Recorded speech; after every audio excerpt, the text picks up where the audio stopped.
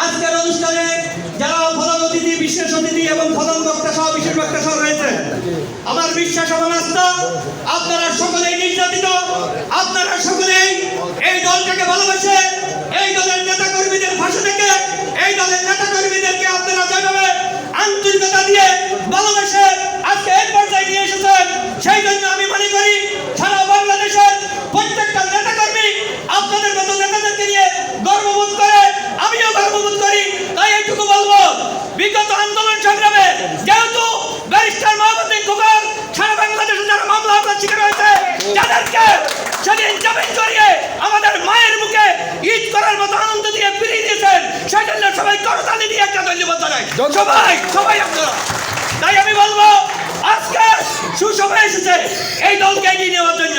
আজকে একটা অন্তর্বর্তীকালীন সরকার রয়েছে, এই সরকারের অধীনে যে অবাধ ও সুষ্ঠু নির্বাচন হবে, সেই নির্বাচনে 3টি আসনে আমাদের নেতাদেরকে প্রার্থীদেরকে বিজয়ী করার জন্য সকলকে কাঁধে কাঁধ মিলিয়ে অন্তরস্থল থেকে সহযোগিতা নিয়ে কাজ করতে হবে।